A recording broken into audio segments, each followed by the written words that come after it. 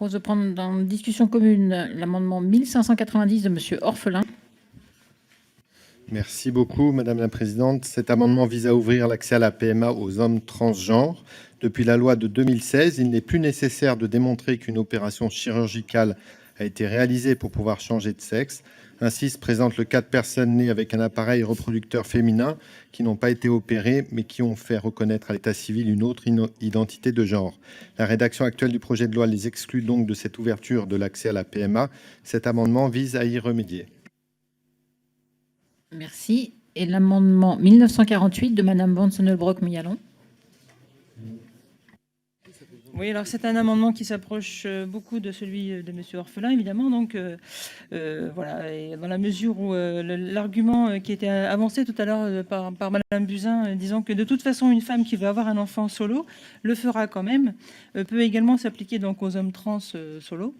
Et les mêmes arguments donc sanitaires pour les femmes solo peuvent également s'appliquer donc aux hommes trans solo. D'où la raison de cet amendement. Merci, Monsieur le rapporteur. Oui, avis favorable à ces deux amendements qui sont presque identiques et qui permettent de prévenir une discrimination vis-à-vis des personnes transgenres. Donc, avis favorable. Alors, on choisit l'un ou l'autre. Si Monsieur Orphelin retire son amendement en faveur de Madame Van Sonnenbrock-Mialon ou le contraire, je vous laisse voir entre vous. Madame la ministre.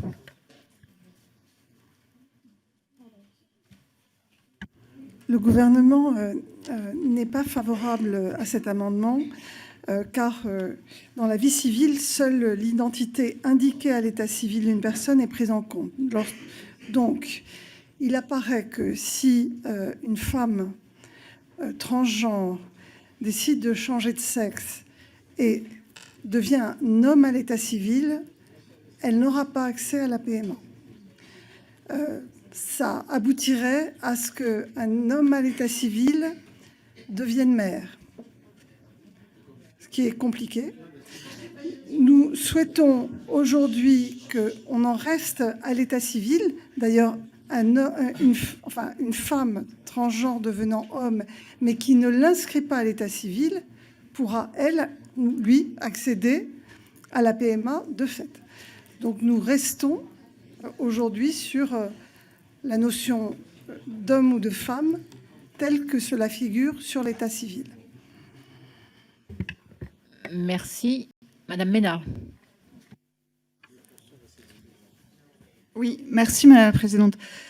Sans préjudice de la question de fond, je vous avoue que j'ai du mal à entendre l'argument qui me paraît un tout petit peu simpliste, selon lequel de toute façon, ça ne sert à rien de ne pas le prévoir, puisque une femme qui le voudrait vraiment, qu'elle soit trans ou qu'elle soit pas trans, c'est pas le problème. Encore une fois, c'est pas la question de fond.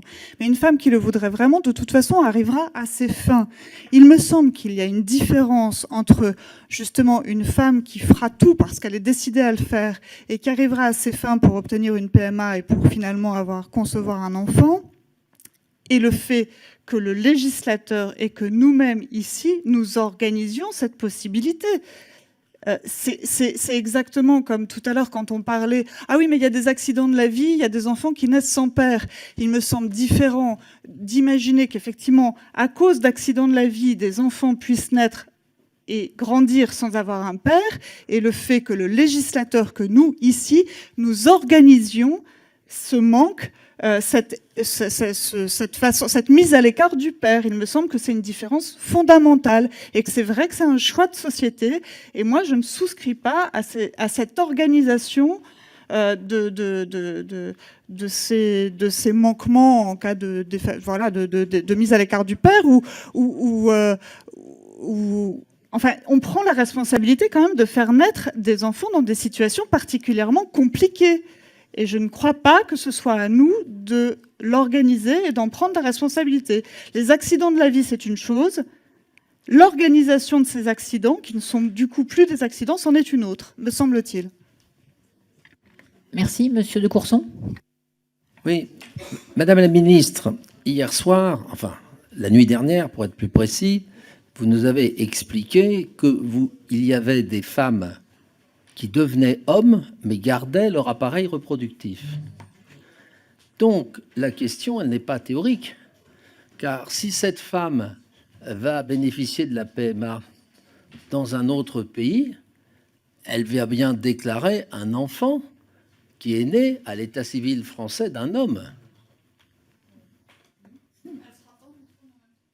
Non, mais vous avez des hommes, des femmes qui veulent devenir des hommes, mais qui gardent leur appareil reproductif.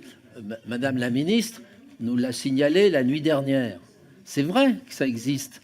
Et donc, si elle va faire une PMA à l'étranger, Madame la ministre, c'est bien un homme à l'état civil français qui accouchera d'un enfant. Et donc, on va bien être obligé de la reconnaître. Donc, on voit bien qu'on a un problème de logique dans ce texte. Non, mais un problème de logique. Moi, vous connaissez mes positions, Madame la ministre, là-dessus.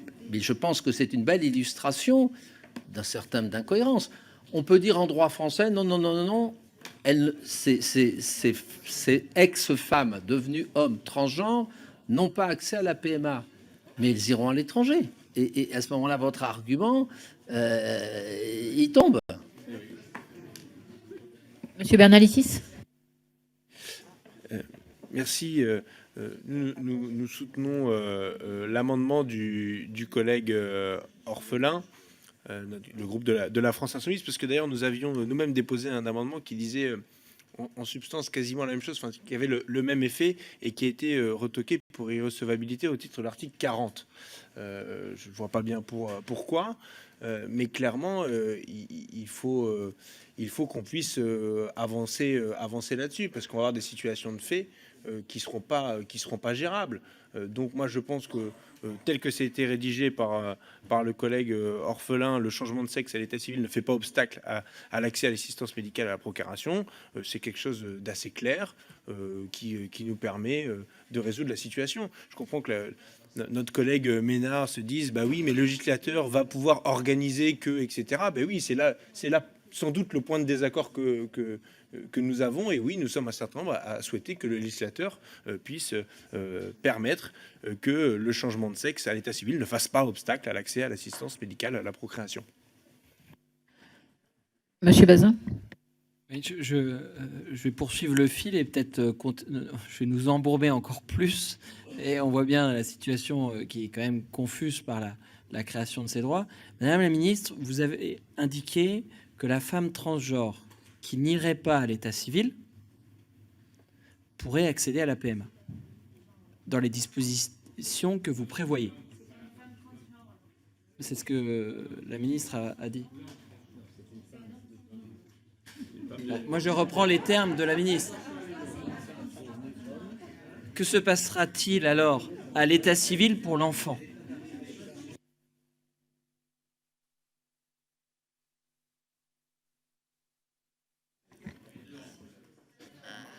Votre question, monsieur Bazin.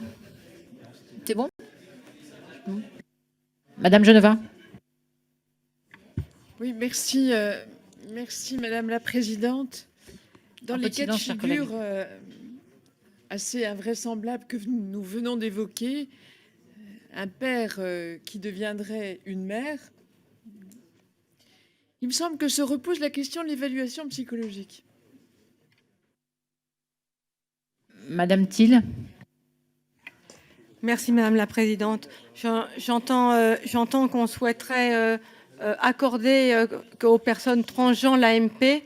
Je voudrais juste savoir si quelqu'un ici s'est posé la question des enfants qui seront issus donc d'une personne transgenre qui aura eu accès à l'AMP. Je vous remercie. Monsieur Gérard. Merci Madame la Présidente. J'entends beaucoup de choses extrêmement imprécises, qui montrent bien la difficulté du sujet. Alors juste pour être extrêmement précis, aujourd'hui, la législation existante permet déjà l'accès à la PMA pour un certain nombre de cas, qui sont notamment le cas des hommes transgenres en couple avec une femme cisgenre. Ils ont accès à la PMA. Il y a aujourd'hui, à ma connaissance, une cinquantaine d'enfants qui sont nés dans le cadre de ces programmes, qui ont fait l'objet d'une étude que j'évoquais tout à l'heure. l'étude myosotis de Madame Agnès Condat, qui montre que ces enfants s'épanouissent parfaitement. Chers collègues, vraiment, écoutez, c'est vraiment très désagréable. Voilà, des enfants qui s'épanouissent parfaitement dans leur famille, et une étude qui compare une trentaine d'enfants nés dans des familles avec une mère cisgenre, un père transgenre, des enfants nés par AMP dans des familles hétérosexuelles standards avec hommes et femmes cisgenres, et une troisième cohorte qui permet effectivement de valider les résultats de cette étude. Donc ça, c'est un premier point. Le deuxième sujet, et c'est, je pense, un vrai sujet de droit, qui ne trouve pas son origine dans le texte qu'on est en train de débattre, mais dans la loi de 2016, qui a facilité le changement d'état civil en démédicalisant le processus, et qui, jusqu'en 2016, le changement de sexe à l'état civil imposait une stérilisation. C'est barbare, la France a été condamnée, on est revenu là-dessus, c'est une très bonne chose. Simplement, en 2016, le législateur n'a pas pris la conséquence de cette mesure. Donc, depuis 2016, des enfants naissent dans ce pays, ou sont à naître dans ce pays, avec un parent trans, qu'il soit homme ou femme. Donc aujourd'hui, c'est un vrai sujet. Effectivement, il y a un vrai sujet de droit et de filiation. Il y a aussi, dans le propos dans la situation que décrivait Madame la Ministre tout à l'heure, que j'entends parfaitement, aujourd'hui, un homme transgenre qui n'a pas fait son changement de sexe à l'état civil aura accès à la PMA, puisque à l'état civil, il est considéré comme une femme. La personne qui est dans la même situation d'être un homme transgenre, qui a effectué son changement de sexe à l'état civil, n'y aura pas accès. Donc aujourd'hui, on a un problème, me semble-t-il, de discrimination qui apparaît du fait même du texte, qui aura besoin d'être tranché au moins au regard de la filiation. Merci. Et on lance le débat. Merci. Madame la Ministre. On va répondre à deux voix avec Nicole Belloubet. Peut-être rappeler que il y a tout un tas de stades évolutifs dans la démarche des personnes transgenres, avec des traitements parfois pas. Et donc, en réalité, c'est la raison pour laquelle nous avons décidé de rester à la notion d'état civil et de changement d'état civil, qui est un acte très volontaire et qui est indépendant, en réalité, de l'évolution réelle médicale de l'état de la personne, qu'elle subisse des traitements ou qu'elle n'en subisse pas. Donc, nous savons très bien que certains auront eu des traitements qui peuvent les rendre infertiles tout en gardant un appareil génital féminin. Au contraire, d'autres n'auront pas eu de traitement, puisqu'effectivement, la loi de 2016 permet maintenant aux personnes transgenres de se dire hommes alors qu'ils n'ont pas reçu de traitement particulier pour changer médicalement de sexe, et peuvent garder leur appareil génital.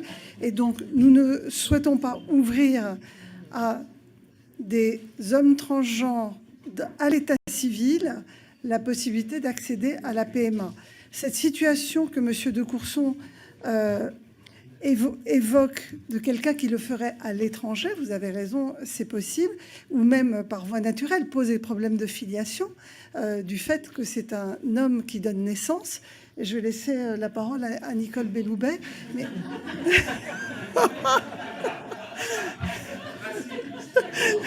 qui est régulièrement confrontée. Ça s'appelle la solidarité gouvernementale. Alors, simplement, deux ou trois éléments. D'abord, pour vous dire que ce type de situation se compte sur les doigts d'une main, même pas, dans une année. Déjà, pour dire que nous parlons de situations tout de même extrêmement rares. Deuxième observation, dans les quelques cas que nous connaissons et sous réserve de votre propre expertise, les cas que nous connaissons n'ont rien à voir avec la PMA. Ce sont des cas de filiation charnelle. Donc la PMA, dans les cas que nous connaissons, n'ont pas à voir avec la PMA. Troisième élément, je vous rappelle que l'objectif de la loi, c'est de fixer des règles générales et pas de fixer des règles singulières. Donc, nous traitons vraiment de situations générales et pas de prise en compte de une ou deux situations. Troisième élément, quatrième, je ne sais plus, et Agnès l'a dit, depuis effectivement les lois de 2016 qui disent que l'on peut changer de sexe à l'état civil sans qu'il y ait d'opération ou sans qu'il y ait de geste médical. Les choses donc sont évidemment plus simples pour le changement de sexe à l'état civil, mais de ce fait-là, nous prenons la personne uniquement avec le sexe à l'état civil. Donc il n'y a pas besoin de loi particulière, puisque au fond, les règles s'appliqueront en fonction de son sexe à l'état civil. Ce qui veut dire, si je prends un exemple, je raisonne tout haut devant vous, qu'une femme qui serait devenue homme à l'état civil pourrait avoir une PMA. Non. Non, elle ne pourra pas. C'est l'inverse. C'est l'inverse. Si c'est un homme qui est devenu à l'état civil une femme, elle pourrait très bien faire une PMA avec une autre femme. Avec une autre femme. Avec une autre femme. On prend le sexe à l'état civil. Et donc, du coup, il n'est pas besoin d'indiquer quoi que ce soit de particulier dans la loi, puisque, au fond, les règles s'appliquent en fonction de la mention du sexe à l'état civil. Merci. Je vous propose que nous passions au vote. Non. Non. La question mérite d'être posée. Moi, je reviens à cette question. Une femme qui est devenue homme, mais qui a conservé une partie...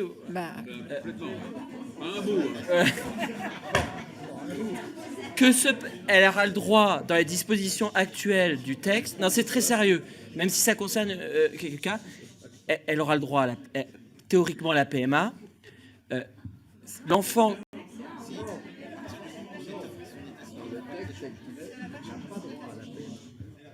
Madame la ministre, pour réponse. Chers collègues, le dossier est assez compliqué pour qu'on laisse la personne poser la question et Madame la ministre répondre. Donc, seul l'état civil compte. Seul l'état civil compte. Une femme avec un utérus décide de devenir un homme et change son sexe à l'état civil. Elle devient un homme à l'état civil et garde un utérus fonctionnel, parce que certains sont traités et sont infertiles. Garde un utérus fonctionnel, elle n'a pas le droit, ou il n'a pas le droit à la PMA, parce que c'est un homme, il n'accède pas à voilà, il ne peut pas tomber enceinte. À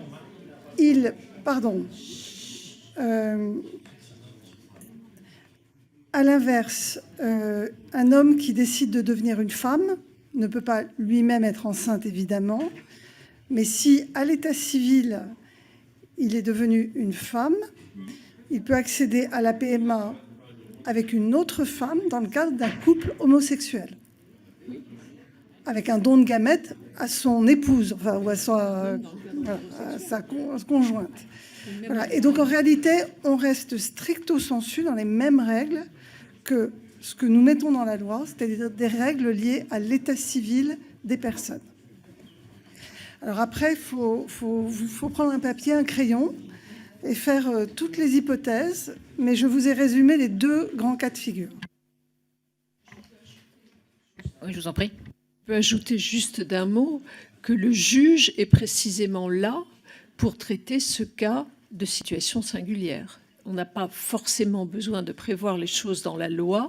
La jurisprudence fera son œuvre. C'est le rôle absolument logique du juge dans le cadre de ce que vient de décliner Agnès. Merci beaucoup. Monsieur Bazin. Donc, suite à cette fameuse loi de 2016, une femme qui se dit homme mais qui a conservé son appareil reproductif peut avoir accès à la PMA. Ben si elle a gardé... Si elle n'a pas changé son état civil, peut accéder à la PMA alors qu'elle se dit homme.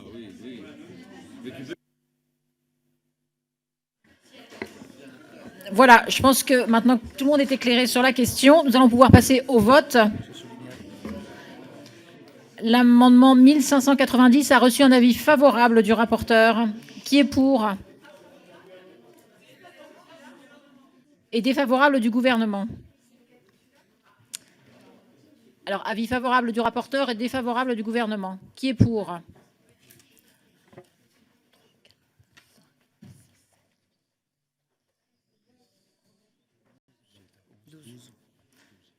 Qui est contre?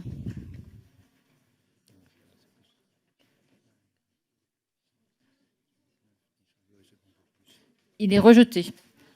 L'amendement 1948 de Madame Van Broek-Mialon qui a reçu un avis favorable du rapporteur et défavorable du gouvernement. Qui est pour?